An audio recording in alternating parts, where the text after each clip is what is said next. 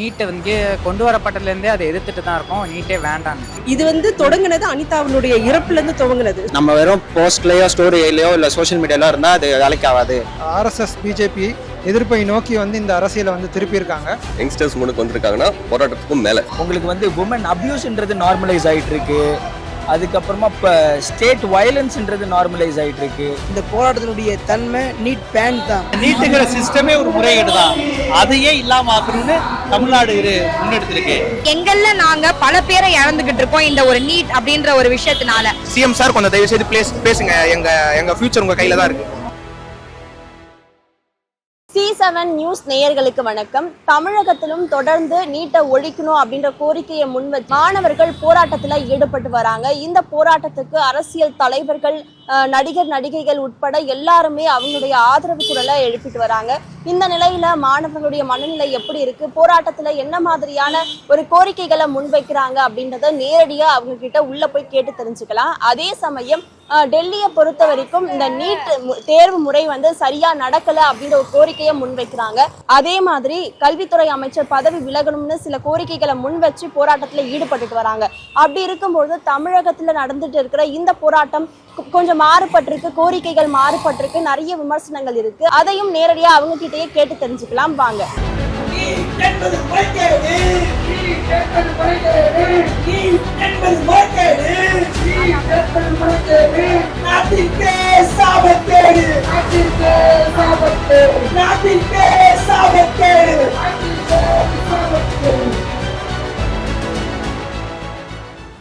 வணக்கம் தோழர். இப்போ தமிழகத்தில் ரொம்ப நீண்ட நாட்களாக மாணவர்கள் நீட்டை ஒழிக்கணும் அப்படின்றதுக்காக போராடிட்டு வராங்க. நீங்கள் இந்த போராட்டத்தில் பங்கேற்றிருக்கீங்க, உங்களுடைய கருத்து என்ன? இப்போது இது 5வது நாளாக தொடர் போராட்டத்தில் இருக்கோம், முழக்க போராட்டம். இப்போது நீட்டுங்கிற ஒரு தேர்வே ஒரு இன்ஜஸ்டிஸ் தான். இப்போது டெல்லியில் ஃபேர் நீட் வேணும்னு தான் கேட்டுட்ருக்காங்க. ஆனால் இப்போ தமிழ்நாட்டை பொறுத்த வரைக்கும் நீட்டோட இன்ட்ரொடக்ஷன்லேருந்து நீட்டை கொண்டு வரப்பட்டதுலேருந்தே அதை எதிர்த்துட்டு தான் இருக்கோம். நீட்டே வேண்டாங்க. ஏன்னா நீட்டுங்கிறது இப்போது அது முதல்ல ஏழை எளிய மாணவர்கள், வசதி இல்லாத மாணவர்கள், அவங்களுக்கு எதிரானதாக இருந்துச்சு. அது தாண்டி இப்போ அதை ஒரு பிஸ்னஸாகவே மாற்றிட்டாங்க. இப்போது ஒரு வசதி இல்லாதவங்க, கவர்மெண்ட் ஸ்கூலில் படிக்கிறவங்க, இல்லை என்சிஆர்டி சிலபஸ்க்கும் சம்மந்தமே இல்லாமல் இருக்க பசங்களுக்கு இது எப்படி எழுத முடியும்? இங்கே கவர்மெண்ட் ஸ்கூலில் இல்லை ஸ்டேட் சிலபஸில் படிக்கிற பசங்களுக்கும், சிபிஎஸ்சியில் படிக்கிறவங்க, இல்லைனா தனியாக அதுக்குன்னு லட்சக்கணக்கில் காசு கட்டி படிக்கிறவங்களையும் ஒரே எக்ஸாமை எழுத சொல்கிறதே ஃபேர் கிடையாது. It's absolutely unfair. அப்போ ஃபேர் நீட்டுங்கிறது ஒன்று பாசிபிளே கிடையாது. நீட்டுங்கிறதே அன்ஃபேர் தான். அதனால தான் தமிழ்நாட்டில் நம்ம ஸ்டாண்டு பேன் நீட்டுன்னு ஆரம்பத்துலேருந்தே இருக்குது. நீட் தேர்வு ஒழிப்பு அப்படிங்கிறது தமிழ்நாட்டினுடைய குரல். பிரதானுடைய விலகல் அப்படிங்கிறது வடநாட்டினுடைய குரலாக இருக்குது. ஸோ நமக்கு இந்த கோரிக்கைகள்லேயே ஒரு சின்ன வேறுபாடு, வட மாநிலத்துக்கும் தமிழ்நாட்டுக்குமான ஒரு வேறுபாடு இருக்குது. தமிழ்நாட்டுக்குமான வேறுபாடு இங்கே சவுத்தில் இருக்க மற்ற ஸ்டேட்ஸ் கூட இப்படியான ஒரு கோரிக்கையை நம்ம பார்க்க முடியாது. ஸோ இந்த போராட்டம் எத்தனை நாள் போகும் அப்படின்னா, இது தொடங்குனது அனிதாவினுடைய இறப்புலேருந்து துவங்குனது. ஸோ அனிதா அப்படிங்கிற ஒரு தமிழ் வழி கல்வி படித்த ஒரு மாணவியினுடைய நீட் எக்ஸாம் எழுத முடியாதுன்னு அதுக்கான ஒரு நீதிமன்ற வழக்கை தொடுத்து உயிர் நீத்த ஒரு பெண்ணினுடைய இடத்துல இருந்து ஆரம்பிச்சது தமிழ்நாட்டினுடைய நீட் போராட்டம் அப்படிங்கிறது. அதனால இது இன்னைக்கு ஆரம்பிச்சது இல்லை, இது நெடுங்காலமா இருக்கு. நீட் என்னைக்கு ஒழிக்கப்படுமோ, நீட் அப்படிங்கிறது தமிழ்நாட்டுக்கு வேண்டவே வேண்டாம் அப்படின்னு அறவே ஒழிக்கப்படுதோ அன்னைய வரைக்கும் இந்த போராட்டம் தொடருங்கிறது தான் நம்மளோட அண்டர்ஸ்டாண்டிங். அப்படிதான் இத்தனை ஆண்டு காலம் போய்கிட்டு இருக்கு. இன்னைக்கு இது ஒரு வேற ஒரு தளத்துக்கு போகுது. ஏன்னா அந்த நீட் எக்ஸாமினுடைய பேப்பர் லீக்கை முன் வச்சியும், சோனம் வாங்சுக்கினுடைய உண்ணாவிரதத்தினுடைய இதை முன் வச்சியும் இன்னைக்கு இது ஒரு வேற ஒரு இடத்துக்கு போகும்போது நம்ம இன்னைக்கு அதை வலுப்படுத்துறதுக்கு, நம்மளுடைய போராட்டத்தை வலுப்படுத்துறதுக்கு இதை யூஸ் பண்றோம். ஸோ இது தொடர்ச்சியா நீட் விலகல் வரைக்கும் கண்டிப்பா போகும் அப்படிங்கறதுதான் கருத்து. அங்க டெல்லியில நீங்க அவங்க ஃபேர் நீட் கேட்குறாங்க, நீங்க பேன் நீட் கேட்குறீங்க. இதெல்லாம் அவங்க ஒரு காரணமாக காட்டி தான் இந்த மொத்த போராட்டத்தையும் மட்டுப்படுத்த பார்க்குறாங்க. ஏன்னா நம்ம கடைசியாக ஜல்லிக்கட்டு தமிழ்நாட்டில் பார்த்துருப்போம். இந்த மாதிரி இவ்வளோ பெரிய க்ரௌடு இளைஞர்கள், ஸ்டூடெண்ட்ஸ் மட்டுமே ஆர்கனைஸ் பண்ண ஒரு விஷயம். ஆனால் அந்த விஷயம் திருப்பி கொரோனாக்கு அப்புறம் எல்லாமே அப்படியே ஸ்டாப் ஆகிடுச்சு. அப்படியே நம்ம வேற ஒரு வேர்ல்டுக்கு போயிட்டு எல்லாம் ஃபோனுக்குள்ளே போயிடுச்சு. அப்புறம் நான் போனதுக்கப்புறம் என்ன இப்போ நம்ம ஏதாச்சும் ஒரு பிரச்சனை பேசினாலே எல்லாம் சோஷியல் மீடியாக்குள்ளே மட்டும்தான் இருந்தாங்க. அதை மட்டுமே என்னனாலும் சோஷியல் மீடியாவில் ஒரு போஸ்ட் போட்டால் போதும் அப்படின்னு இருந்த இது வந்து இப்போ அது வந்து ஒரு சேஞ்சுக்கு மறுபடியும் வந்திருக்கு. மறுபடியும் நம்ம ரோட்டுக்கு வரணும். நம்ம வெறும் போஸ்ட்லேயோ ஸ்டோரியிலையோ இல்லை சோஷியல் மீடியாலோ இருந்தால் அது வேலைக்கு ஆகாது. நம்ம ரோட்டுக்கு வந்தால் தான் இந்த விஷயம் மாறுன்றத இப்போ இருக்கிற இளைஞர்கள் மறுபடியும் அதை புரிஞ்சு நம்ம மறுபடியும் அந்த பழைய தன்மையை வந்து கொண்டு வரத்துக்கு முயற்சி செஞ்சுட்டு இருக்கோம். தமிழ்நாடு வந்து எப்பவுமே வந்து பிஜேபி ஆர்எஸ்எஸ் எதிர்க்கிறதுல, அதனோட மக்கள் விரோத திட்டங்களை எதிர்க்கிறதுல வந்து ஒரு முன்னணியில் இருந்த மாநிலம். ஆனால் கடந்த சில மாதங்களாக வந்து அதுலேருந்து விலகி அது முழுக்க அரசியல் கட்சிகளுக்கு இடையில சண்டைகளாக வந்து ஒரு விவாதம் வந்து மாறி நிற்கும் போது அதை மீண்டும் வந்து தமிழ்நாட்டு மாணவர் இளைஞர்கள் மீண்டும் அந்த ஆர்எஸ்எஸ் பிஜேபி எதிர்ப்பை நோக்கி வந்து இந்த அரசியலை வந்து திருப்பியிருக்காங்க. அதனால் இந்த போராட்டம் ஏற்கனவே வந்து ஒரு முக்கியமான விஷயத்தை வந்து சாதிச்சிருக்கு. மெரினா போராட்டத்துக்கு அப்புறம் மீண்டும் ஒரு எழுச்சியை பார்க்குறோம். குறிப்பாக வட இந்தியாவில் வந்து ஒரு மெரினா போராட்டத்தை நம்ம பார்த்துட்ருக்கோம். அது வந்து மிக முக்கியமான ஒரு விஷயமா இருக்குது. அப்போ மாணவர்கள் இளைஞர்கள் வீதியில் இறங்கினா கண்டிப்பாக அவங்களோட கோரிக்கை நிறைவேறுன்றதுக்கு நம்மளுக்கு இந்திய எதிர்ப்பு மெரினா போராட்டம் ஒரு எடுத்துக்காட்டாக இருக்குது. அப்படி இந்த போராட்டமும் வந்து அதனோட நோக்கத்தை வந்து நிறைவேற்றுன்றதை நம்ம பார்க்குறோம். இந்த போராட்டத்தோட முக்கியத்துவம் வந்து இது எந்த கட்சி சார்பாகவும் பண்ணல. திருப்பியும் யங்ஸ்டர்ஸ் மட்டும்தான் முன்னுக்கு வந்திருக்காங்க. கரெக்டுங்களா? எப்போ கட்சி சார்பு இல்லாமல் எப்போ வந்து யங்ஸ்டர்ஸ் முன்னுக்கு வராங்களோ அதுக்கப்புறம் அது போராட்டம் கிடையாது. அதுக்கப்புறம் அதுக்கு வந்து கட்டலை. இதுக்கு மேலே நீ பண்ணி தான் ஆகணும். இதுக்கு மேலே வந்து இந்த ஆட்டத்தெல்லாம் பண்ணிகிட்டு இருக்கக்கூடாது. யங்ஸ்டர்ஸ் முன்னுக்கு வந்திருக்காங்கன்னா போராட்டத்துக்கும் மேலே. ஸோ இதுக்கு வந்து ரொம்ப பெரிய முக்கியத்துவம் இருக்குது. இத்தனை நாள் வந்து பொலிட்டிக்கலி பேசும்போது அது பொலிட்டிக்ஸோடு முடிஞ்சிடும். இன்றைக்கி இதில் பொலிட்டிக்ஸ் இன்வால்வ் இல்லை. இதில் வந்து பியூர் ஹார்ட்ஸ் ஆஃப் யங்ஸ்டர்ஸ் மட்டும் தான் இங்கே இருக்காங்க. So it's completely different. Tamil Nadu கொஞ்சம் நடக்கும் போல் முன்னாடி யோசிக்குது. வந்து ஃபோர் தாட்னு சொல்லுவாங்கல்ல, அது நம்ம நீட்டு பற்றிய நம்மளுடைய கோரிக்கை வந்து 2017 தொடங்குது. புதுசாக தொடங்கல நீட்டை ஒழிக்கணுன்ற கோரிக்கை. ஏன்னா நீட் வந்து அடிப்படையில் அதில் வந்து ஒரு பாகுபாடு இருக்குது. யார் வந்து மருத்துவம் படிக்கலாம், யார் படிக்க முடியாது அப்படின்ற ஒரு பாகுபாடு வந்து நீட்டில் வந்து உள்ளார்ந்த அளவில் இருக்குது. யாரால் கோச்சிங் சென்டர் அஃபோர்ட் பண்ண முடியும், யாரால் முடியாது அப்படின்றதுலாம் அதுக்குள்ளே இருக்குது. அது ஒரு கிளாஸ் கேஸ்ட் இது பண்ணுற ஒரு ஸ்ட்ரக்சராக வந்து நீட் இருக்குன்ற முறையில் தமிழ்நாடு வந்து தொடர்ந்து எதிர்த்துட்டு இருக்கு. அந்த டைமில் 2017-18 வந்து இந்தியா முழுக்க நீட் வந்து பிரச்சனை இல்லை. தமிழ்நாட்டில் மட்டும் தான் நீட்டை நம்ம ஒரு பிரச்சனையாக பார்த்தோம். இன்றைக்கு அவங்க நீட்டுக்குள்ளே ஏதோ பிரச்சனை இருக்குன்றது உணர்ந்திருக்காங்க. இன்னும் சில நாட்களில், சில மாதங்களில், சில வருடங்களில் அவங்க நீட்டே பிரச்சனை அப்படின்றத உணரும் ஒரு நிலை வந்து கட்டாயமாக வரும். அவங்களுக்கு வந்து லீக்கு தான் பிரச்சனையே தவிர நீட்ன்றது பெரிய அவங்க இஷ்யூவாக எடுக்கலை. அவங்க இப்போ தான் இஷ்யூவாக எடுத்திருக்காங்க. நம்ம ஒரு 2017 ஃபர்ஸ்ட் டைம் நம்ம தான் வந்து பலி தமிழ்நாட்டில் இருந்து தான் டாக்டர் அனிதா தான் வந்து ஃபஸ்ட்டு நம்ம அது அடி வாங்கினது நான் கப்பு எனக்கு தான்ற ஒரு ஆங்கிளில் வந்து இது வந்து நம்ம we have a more deeper understanding of what this NEET exam is. இதுக்கு முன்னாடி வந்து அதுக்கு ஒரு இப்போ திடீர்னு இன்னைக்கு வந்தது நீட் இல்லை. அதுக்கு முன்னாடியே லாட் ஆஃப் மத்திய பிரதேஷில் பார்த்தீங்கன்னா அங்கே ஒரு என்ட்ரன்ஸ் எக்ஸாம் இருந்திருக்கு. அதில் ஒரு முறைகேடு இருந்திருக்கு. அது ஒரு இன்வெஸ்டிகேட் பண்ணியிருக்காங்க. அதில் வந்து முறைகேடு நடந்திருக்கு. இதெல்லாம் நடந்திருக்குன்றது அறிவிச்சிருக்காங்க. அதுக்கப்புறமா தான் நீட்டே வருது. ஸோ அதே பழைய என்ட்ரன்ஸே வந்து ஒரு கிளியரன்ஸ் இல்லாத ஒரு சூழலில் நீட்டுன்றது அளவே பண்ணியிருக்க கூடாதுன்றது தான் என்னோட கருத்து. இந்த போராட்டத்தை நடத்துகிறவங்களாம் சரி, இந்த போராட்டத்தை கலந்து கொள்ளக்கூடிய லட்சக்கணக்கான மாணவர்களும் சரி, இந்த போராட்டத்தினுடைய தன்மை நீட் பேன் தான். ஏன்னா நீட் பேனை தான் இன்னைக்கு சூழலில் இன்னைக்கு இந்திய நாடு முழுக்க இன்னைக்கு இருக்கக்கூடிய மாணவர்களுக்கு தேவையாகவும் இருக்குது இன்னைக்கு. ஏன்னா இன்னைக்கு நீட்டுனால வந்து இந்திய நாடு முழுக்க நூற்றுக்கணக்கான மாணவ மாணவிகள் தன்னுடைய உயிரை மாய்த்திருக்கிறாங்க. மன்னிக்கணும், பாஜக வந்து படுகொலை செய்திருக்கிறாங்க. ஏன்னா இனி வரக்கூடிய காலகட்டத்தில் நீட் வந்து தொடர்ந்ததுனா இந்த பலி எண்ணிக்கை 1000 ஆகிறதுக்கான வாய்ப்பு இருக்குது. ஏன்னா இந்திய நாடு இருக்கக்கூடிய மாணவர்கள் அவர்களுடைய அந்த படிப்பு முறை என்பதே வந்து ஒரு வித்தியாசமானது. 1ஆவதுலேருந்து 12ஆம் வகுப்பு வரைக்கும் ஒரே பாடத்திட்டம் தான் படிக்கிறாங்க. அந்த மாணவருடைய திறனை பரிசோதிக்கிறதுக்கு தான் 12th பப்ளிக்ன்ற ஒரு தேர்வு வைக்கிறாங்க. அதில் அவன் தேர்ச்சி பெறான். இந்த நீட்டு 2012க்கு முன்னாடி வந்து நீட் எக்ஸாம் கிடையாது. அப்போ மருத்துவரால் எப்படி ஆனாங்க?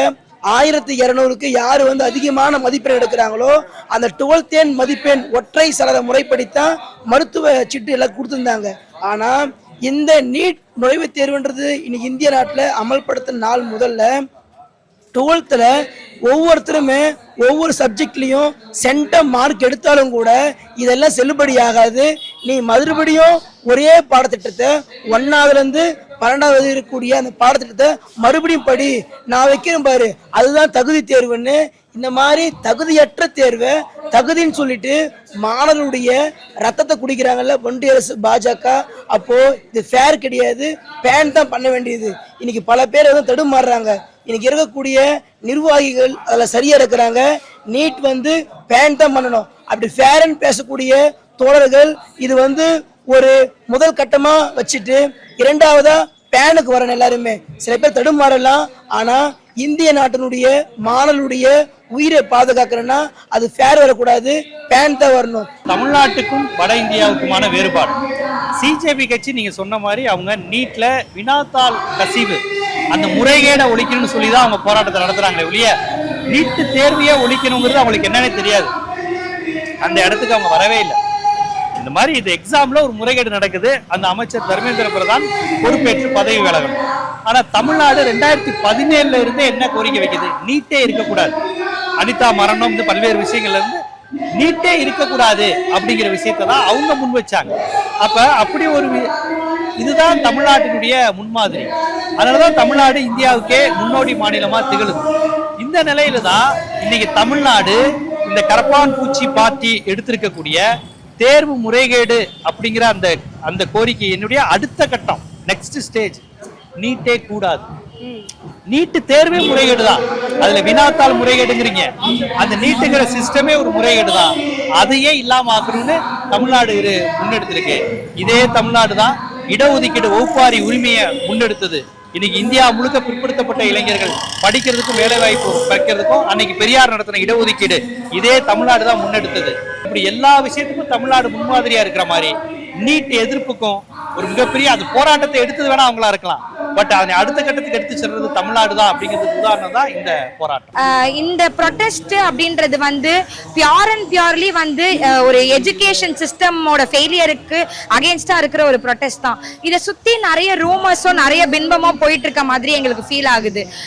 இது எந்த ஒரு பொலிட்டிக்கல் பார்ட்டினாலையும் எந்த ஒரு கட்சினாலையும் பேக் பண்ணப்பட்ட ப்ரொடெஸ்டே கிடையாது. யாரோட ஒரு தூண்டுதல்னாலையும் அந்த ப்ரொடெஸ்ட் கிடையாது. இது எங்களோட ஆதங்கம், ஸ்டூடெண்ட் கம்யூனிட்டியோட ஒரு ஆதங்கம். ஏன்னா எங்கள்ல நாங்க பல பேரை இழந்துகிட்டு இருக்கோம் இந்த ஒரு நீட் அப்படின்ற ஒரு விஷயத்தினால. அதனால வந்து நாங்க அவர் யூனியன் மினிஸ்டர், எஜுகேஷன் மினிஸ்டர் வந்து ரிசைன் பண்ற வரைக்கும் நாங்க இந்த போராட்டத்தை தொடருவோம். பேன் நீட் அப்படின்ற ஒரே ஒரு நோக்கம் மட்டும்தான். இங்க நாங்க ஃபேர் நீட் அப்படின்ற நோக்கத்துக்காகவே ப்ரொடெஸ்ட் பண்ணல. இங்க எங்களுக்கு தேவையானது நீட் அப்படின்ற ஒரு சிஸ்டமே விலகணும் நம்ம எஜுகேஷன் இதுல இருந்து, சிஸ்டம்ல இருந்து. ஸோ அதுதான் எங்களோட முழு நோக்கமா இருக்கு. மெயின் ஸ்ட்ரீம் மீடியா சொல்லப்படுற பெரிய பெரிய நியூஸ் சேனல்ஸ்லாம் வந்து இதை வந்து டைல்யூட் பண்றாங்க. இந்த மேட்டரை எது நடக்குதோ தெளிவா மக்களுக்கு சொல்றது இல்ல, டைல்யூட் பண்றாங்க. இந்த மாதிரி நியூஸ் சேனல் கொஞ்சம் உண்மையா சொல்லுவீங்கன்னு நினைக்கிறேன். இதுவும் கார்பரேட் மயம் இல்ல பிரைவேடைஸ் இல்ல குளோபலைஸ் ஆகும்போது இதுவும் ஒரு சில பயாஸ்டா மாறக்கூடிய வாய்ப்புகள் இருக்கு. அதனால முடிஞ்ச வரைக்கும் நியூஸ் சேனல் பயாஸ்டா இல்லாம இருக்கணும்னு நான் ஆசைப்படுறேன். மற்றபடி தமிழ்நாட்டில் வந்து ஒரு மிகப்பெரிய புரட்சி நடந்துச்சுன்னு சொல்றாங்க, விசில் புரட்சிலாம் சொல்றாங்க. விஜய் வந்து ஆட்சி அமைச்சிருக்காரு, சும்மா கிடையாது. வேற எந்த பெரிய மெயின் ஸ்ட்ரீம் கட்சிகளும் திராவிட கட்சின்னு சொல்லப்படுற எந்த கட்சியுமே வந்து இத்தனை வருஷத்துல வந்து ஒரு ட்ரிபிள் டிஜிட் கான்ஸ்டிடியூன்சி வின் பண்ணது கிடையாது. முதல் தடவை வந்து விஜய் வந்து வின் பண்ணி 2 மாசம் ஆகுது, 2 மாசம் 3 மாசம் கிட்ட ஆகுது ஆட்சி அமைச்சு. ஆனா வந்து அவர் ஒரு வார்த்தை கூட ஒரு ட்வீட் கூட போட மாட்டேங்கிறாரு ஸ்டூடெண்ட்ஸுக்கு சப்போர்ட் பண்ணி. அது வந்து ரொம்ப மன வருத்தத்தை அளிக்குது. ஏன்னா அவங்க நிறைய மக்கள் அவங்க நம்பி இருக்காங்க. எதை வந்தாலும் காப்பாற்றுவேன், நான் வந்து ஒரு ஜனநாயகன், ஜனநாயகத்துக்கு விரோதமான விஷயம் பண்ண மாட்டேன் அப்படின்ற சொல்றவர் வந்து இப்போ வந்து நார்மல் ஆள் கிடையாது. அவர் வந்து ஒரு சிட்டிங் சிஎம். அவர் இப்ப ஆக்டர் கிடையாது. அவர் ஆக்டர் இல்லைன்னா ஆக்டரா இருந்தா நாங்க கேள்வி கேட்க போறது கிடையாது. இப்ப அவர் சிஎம்மா இருக்கிறதுனால நான் கண்டிப்பா கேள்வி கேட்டுதான் ஆகணும். சிஎம் சார் கொஞ்சம் தயவு செய்து பேசுங்க, எங்க ஃபியூச்சர் உங்க கையில தான் இருக்கு. கடந்த ஆட்சியில வந்து நீட்டை ஒழிக்கிறதுக்கான ரகசியம் அப்படின்றது ஒரு ஜனரஞ்சக முறையில ஸ்டாலின் உதயநிதி வந்து சொல்லியிருந்தாரு. அது சொல்லியிருக்க வேண்டாம். ஆனா உண்மையிலேயே பல முயற்சிகள் எடுத்தாங்க, போராட்டம் நடத்தினாங்க, சட்ட ரீதியான முயற்சிகள்லாம் வந்து கடந்த ஆட்சியில எடுத்தாங்க. அதன் தொடர்ச்சியா இதை பார்க்க முடியாதுன்னு நான் நினைக்கிறேன். ஏன்னா அவர்கள் நிச்சயமாக முயற்சி எடுத்தார்கள். இந்த அரசு வந்து அமைதியாக இருக்கிறது அப்படின்றது ஒரு முக்கியமான வேறுபாடா நான் பார்க்கிறேன். கடைசியா இவ்வளோ பெரிய மூமெண்ட் வந்தது ஜல்லிக்கட்டுக்கு தான். அதுக்கப்புறம் வந்து இத்தனை பேர் கலெக்டிவாக ஒரே நோக்கத்துக்காக ஒன்று சேர்ந்து ஒரு குரல் எழுப்புறதுங்கிறது ரொம்ப பெரிய விஷயம். இது இதோட நிற்க போகிறதில்ல. இந்த கோரிக்கைகள் வந்து இப்போது டெல்லியில் தர்மேந்திர பிரதான் ரிசைன் பண்ணணும், இதனால் நீட்னால் இறந்தவங்களுக்கு இழப்பீடு கொடுக்கணும், அது போக பேப்பர் லீக் ஆனதை அதுக்காக ஆக்ஷன் எடுக்கணுங்கிறது தான் கோரிக்கைகளாக இருக்குது. ஆனால் நாங்கள் நீட்டை பேன் பண்ணுற வரைக்குமே இந்த போராட்டம் பண்ணிகிட்டே தான் இருப்போம். எல்லாருக்குமே தங்களுடைய கருத்தை மாணவர்கள் போராடுறதையும் இந்த நீட்டை ஒழிக்கணும் அப்படிங்கிற தமிழ்நாட்டு மாணவர்களுடைய கோரிக்கையாகவும் இருக்கு. அது இல்லாம உங்களுக்கு இதை வந்து கேள்வி கேட்கக்கூடியது மத்திய அரசாங்கம் ஒன்றிய அரசாங்கத்தை கேள்வி கேட்கக்கூடிய இடமாக இது இருக்கு. இப்ப வீட்டுக்குள்ள இருந்துகிட்டு சோசியல் மீடியாலே போடுறதுங்கிறது இல்ல.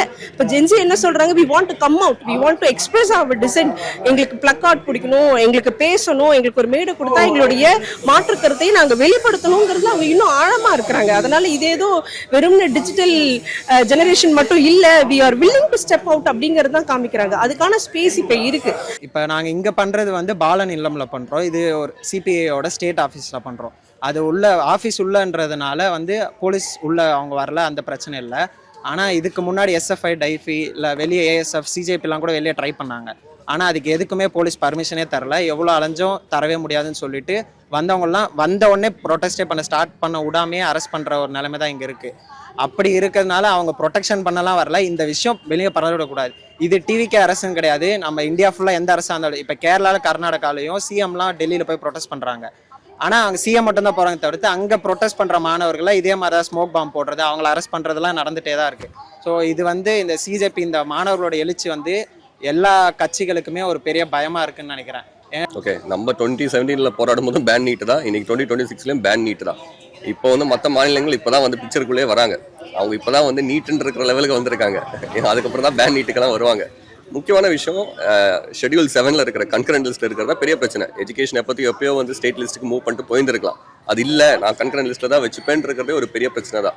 ஏன் அதில் ஒரு சின்ன பிரச்சனை இருக்குன்னா, தமிழ்நாட்டில் இருக்கிற மெடிக்கல் காலேஜ் வந்து ஸ்டேட் ஆஃப் தி ஆர்ட். ஒன்று புரிஞ்சுக்கணும், தமிழ்நாட்டில் இருக்கிற அவ்வளோ மெடிக்கல் காலேஜஸ்க்கும் அமேசிங்காக கட்டியிருக்காங்க. நம்ம பசங்க படிக்கணும்ல, அதில் நம்ம நீட் பண்ணுறதுல அவங்களுக்கு மெயின் நோக்கம் வந்து எல்லாரும் வந்துடுவாங்க. அப்போ நம்ம பசங்க எங்கே போகிறது? நம்மளுக்கு நீட் தேவையில்லையே. நம்ம ஒரு மாநிலத்தை எவ்வளோ அருமையாக சிதைக்க முடியுமோ அவ்வளோ அருமையாக நம்ம மெடிக்கல் சிஸ்டத்தை சிதைக்கி இருக்கோம். அப்படின்னு இருக்கும் நம்மளுக்கு நீட் அவசியம் இல்லை. நம்ம பசங்க எல்லாருமே திறமைசாலியானவங்க தான். அவங்க நீட் இல்லாமல் அவங்க தாராளமாக ஒரு பெரிய டாக்டர்ஸாக தான் வருவாங்க. போராடுபவருடைய கோரிக்கை என்னங்கிறத நம்ம பார்க்கணும். மக்களுக்கான கோரிக்கையா, பணக்காரர்களுக்கான கோரிக்கையா, எளியவர்களுக்கான கோரிக்கையா, சாத்தியப்படக்கூடிய கோரிக்கையா, இதைத்தான் பார்க்க வேண்டியமே ஒழிய இதுக்கு எங்கேருந்து பணம் வருது அப்படின்னா அது தடுக்கிறது மத்திய அரசு நினைச்சா தடுத்துடலாமே. வெளிநாட்டிலேருந்து வரதை நீங்கள் நினைச்சா தடுத்துட முடியுமே. அதனால இதையெல்லாம் வந்து ஏற்புடையதல்ல. எனக்கு வந்து நான் ஹிஸ்ட்ரி புக்கு, சிவிக்ஸு, சயின்ஸு, எனக்கு ரைட்ஸு, டியூட்டிஸ்லாம் கற்றுக் கொடுக்குறாங்க. 12வது வரைக்கும் ஸ்கூலிங்கில் அதுதானே. அதாவது உங்களுக்கு வந்து ஒரு கடமை இருக்குது, நீங்கள் வந்து ரெட் லைட்டை நிற்கணும், வந்து பலது சொல்கிறாங்க. நமக்கு இருக்கிற பாடங்கள் எல்லாம் நமக்கு தானே தவிர பாடம் புகுத்துறவங்களுக்கு இல்லைன்ற மாதிரி தான் நமக்கு தெரியுது. ஸோ பல கனவுகளோட வந்து அதை வந்து ஏன் இப்படி இருக்குன்னு கேட்க வந்த ஒரு சைலண்ட் ப்ரொட்டஸ்டர்ஸை வந்து, பீஸ்ஃபுல் ப்ரொட்டஸ்டர்ஸை வந்து ஒரு அடிதடி பண்ணியிருக்காங்க. நிறைய ரொம்ப இன்சென்சிட்டிவாக போட்டிருக்கு. அதாவது வந்து உங்களுக்கு வந்து உமன் அப்யூஸ்ன்றது நார்மலைஸ் ஆகிட்டு இருக்கு. அதுக்கப்புறமா இப்போ ஸ்டேட் வயலன்ஸ்ன்றது நார்மலைஸ் ஆகிட்டு இருக்கு. ப்ரூட்டாலிட்டின்றது நார்மலைஸ் ஆகிட்டு இருக்கு. இதுக்கு முக்கியமான பங்கு சினிமாவுக்கும் உண்டு. மத்திய அரசாங்கத்தினுடைய தலையீட்டுனால மாநில அரசாங்கம் பதறி போயிருக்கிறாங்க. இன்னைக்கு அதனுடைய வெளிப்பாடுதான் நம்ம எல்லாருமே இன்னைக்கு செய்தி பார்த்துருப்போம். மெரினால ஒரு 10 பேருக்கு மேல யாரும் உள்ள விட மாட்டாங்க. மெரினால 5 பேருக்கு மேல ஒரு குழு உள்ள போக முடியல. ஏன்னா இன்னைக்கு அரசாங்கங்கள் பதறி போயிருக்குது. இது மாணவருடைய புரட்சியாக தான் இன்னைக்கு அரசாங்கங்கள் பார்க்குறாங்க. அதனுடைய ஒரு வெளிப்பாடைத்தான் இன்னைக்கு செய்தித்தாளில் நியூஸ்ல நம்ம பார்க்குறோம். மெரினாவுடைய அனைத்து வழியுமே பூட்டப்பட்டிருக்குது. எனவே மெரினாவுடைய அந்த பூட்டலும் மாணவருடைய எண்ணிக்கை அரசாங்கங்களும் உளவுத்துறை அதிகாரிகளும் பார்க்குறாங்க. பல பேர் பேசுனாங்க, மோடி மாற மாட்டாங்க, அவரு மாற மாட்டாங்கன்னு சொல்லிட்டு பல பேர் புகழ் பேசுனாங்க, ராமாயணத்தை பாடினாங்க. ஆனால் யாரெல்லாம் புகழ் பாடினாங்களோ, ராமாயணத்தை பேசினாங்களோ, அவருக்கு வாய்க்கு கூட்டு போட்டது இதே மாணவர் புரட்சி தான். அந்த மாணவர் புரட்சி மீண்டும் தமிழ்நாட்டில் எழுந்திருக்குது. அரசாங்கங்கள் பயந்து நடுங்கிட்டு இருக்கிறாங்க. அவ்வளோ வன்முறை, அவ்வளோ அடி. இது வந்து கான்ஸ்டிடியூஷனல் ஆன்டி கான்ஸ்டிடியூஷனல் அந்த வன்முறைங்கிறது. இப்படிலாம் பண்ணிட்டு ஒரு மாதம் இதெல்லாம் நடந்து முடிஞ்சதுக்கு அப்புறம் இப்போ வந்து வீடியோ போடுறாங்க, நாங்கள் வந்து ஆக்ஷன் எடுக்கிறோங்கிறது. இதை நான் எப்படி நம்புறது? இப்படி ஒரு செயலை செஞ்சுட்டு ஒரு வீடியோ போட்டால் எல்லாம் சரியாயிடுமா? நாங்கள் நீட்டை பேன் பண்ணுற வரைக்கும் நாங்கள் வந்து போராட்டத்தை தொடர தான் போகிறோம். பிரதமர் பேசினது எங்கேயுமே மாணவர்களுடைய அடிப்படை கோரிக்கைகளை கூட அவர் உள்ளடக்கவில்லை. அவர் அதை இன்க்ளூட் பண்ணல. அப்போ ஸ்டூடெண்ட்ஸ்னுடைய கோரிக்கைகள்ன்றது இன்னும் அதிகமாக தான் போகும், அவங்களுடைய டிசன்ட் அதிகமாக தான் போகும். நீங்க அவங்களை அட்ரஸ் பண்ணல, அவங்கள மதிக்கல, அவங்க இவ்வளோ மரியாதையா பேசக்கூடியதை மதிக்கல அப்படின்னும் போது அந்த கோபங்கள் அதிகமாக தான் போகுமே தவிர அது எங்கேயுமே அவரோட ஒரு வீடியோல க்ளோஸ் அப் ஃபேஸ் வச்சு அவர் பேசிட்டாருன்னா அது நீங்க ஜென்சியோட ஃபார்மேட்ல பேசிட்டீங்கன்னா வேலைக்கு ஆகாது அப்படிங்கறத நம்ம பாக்குறோம். போராடும் இளைஞர்களுக்கும் மாணவர்களுக்கும் எதிராக பெல்லட் குண்டுகளை பயன்படுத்திய காட்சிகளை நம்ம பார்க்குறோம். மிக மோசமான வன்முறைகள், பாலியல் ரீதியான வன்முறைகள் அங்கே இருக்கக்கூடிய பெண்கள் எதிர்கொள்வதை நம்ம பார்க்கிறோம். இந்த மாதிரியான ஒரு சூழல்ல மாணவர்களுடைய பேசுவதோ இல்லை இது வன்முறையை கட்டவிழ்த்து விட்ட அந்த அதிகாரங்கள் மேல நடவடிக்கை எடுப்பது பற்றி எதுவும் பேசாமல் வெறும் இந்த மாதிரி மட்டும் பிரதமர் பேசுவதே முதல்ல கண்டனத்துக்குரியது. அது முதல்ல நான் பதிவு பண்ணணும்னு நினைக்கிறேன். அந்த காவல்துறையினரை மிரட்டுறாங்க, படிக்கிற பிள்ளைங்க பெண்களை உள்ள கேம்பஸ்குள்ள போய் மிரட்டுறாங்க. இதெல்லாம் தேவையில்லாது தானே. இந்த மாணவர்கள் என்ன பேருந்தை கொளுத்துனாங்களா, ரயில்வே மக்களுக்கு எதுவும் தொந்தரவு தந்தாங்களா? இது ஜனநாயக உரிமை. போராட்டம் செய்வதும் அரசியல் சட்டத்தில் கொடுத்திருக்கு. அதுவும் அவனுடைய வாழ்வாதாரம் பாதிக்கப்படுது, அவனுடைய படிப்பு சம்பந்தமான விஷயம். அந்த நிலையில் ஒருத்தன் எனக்கு கல்வி போயுதுன்னு போராடலைன்னா வேற எதுக்கு போராடுவான்? இங்க ஒரு ஒரு ஒரு பிளாக் டே ஆஃப் டெமோக்ரஸின்னு சொல்லிட்டு 20ஆம் ஜூலையை அறிவிக்க வேண்டியது இருக்கு. எப்படி ஒரு ஈழப்படுகொலைன்றது எப்படி ஒரு பிளாக் டேவாக தமிழகம் இன்னும் நம்ம every year we remember the lost souls. அவ்வளோ பேர் செத்துருக்காங்க. அதே மாதிரி அங்கே உயிர் தான் விட்டுருக்காங்க. இங்கே கனவுகளை கொண்டு புதைச்சிருக்கோம். கோடிக்கணக்கான மாணவர்களின் கனவை, அதாவது நான் சும்மா பேச முடியும் உங்ககிட்ட, என்னோட பீப்புள் ரெப்ரசன்டேட்டிவ் பல பேர் பிஜேபிக்கு ஓட்டு போட்டவங்க வந்தவங்க, சரி ரைட்டு பேச ஒரு டயலாக் இருக்க முடியும்னு நினைக்கிற போது இல்லைன்னு நினைக்கும் போது அப்போ நான் என்ன பண்ண முடியுன்றது எனக்கு தெரியலன்ற ஒரு விரக்தியில் போகிறாங்க. அது அதுதான் கிட்டத்தட்ட ஒரு கனவுகளின் படுகொலை தான் நான் பார்க்குறேன். இன்னைக்கு ராஜ்மோகன் பேசுறாரு, சாலை போராட்டத்தின் இடையில சொல்லி பேசுறாரு. அதே ராஜ்மோகன் கிட்டையும் டிவிகே கிட்டையும் போராடக்கூடிய இளைஞர்கள் சார்பா நாங்க கேட்கிறோம், கரூர்ல சாலை நடத்தினால மீட்டிங் எடுத்தனால கூட்டம் நடத்தினாங்கல்ல, 41 பேர் இறந்து போனாங்கல்ல, அப்போ நீங்க நடத்தும் போது போராட்டம், இன்னைக்கு மாணவர்கள் வீடு போராடினா அது சாலை, அது விதிமீறல், அறமற்ற முறைன்னு சொல்லி பேசுறாரு இல்ல. இது உண்மையாவே ராஜ்மோகனுடைய அறிவிய நம்மளால ஏதோ புரிஞ்சுக்க முடியுது. நீட் எதிர்ப்பு ஒரு அரசியலா செய்யறாங்க, அதற்காக உச்ச நீதிமன்றத்தில் போராடி இருக்காங்க. நாடாளுமன்றத்தில் வில்சன் போன்றவர்கள் மசோதாக்கள் ஏற்றி போராடி இருக்கிறாங்க. ராஜன் கமிட்டின்னு ஒன்று அமைத்து நீட் தேர்வினால் ஏற்படக்கூடிய முறையீடுகளை பட்டியலிட்டு இதனால் நாங்கள் நீட்டை எதிர்க்கிறோம் அவங்க சொல்லியிருக்கிறாங்க. இவ்வளவு விஷயத்தையும் 7-8 ஆண்டுகளா மாநில அரசு போராடிக்கிட்டு இருந்தது.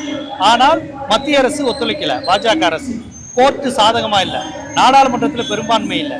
இதையெல்லாம் மீறி தமிழ்நாடு திமுக போராடியதையும் நீட்டுக்கு எதிராக எதுவுமே பேசாம பொதுவா நீட்டை எதிர்ப்பேன்னு ஒரு வார்த்தையில சொல்லிட்டு பாஜகவை இந்திய அளவு கூட விமர்சிக்காத தாவைக்காவை ரெண்டையும் சமப்படுத்த முடியாது, ஒரே மாதிரி பார்க்க முடியாது.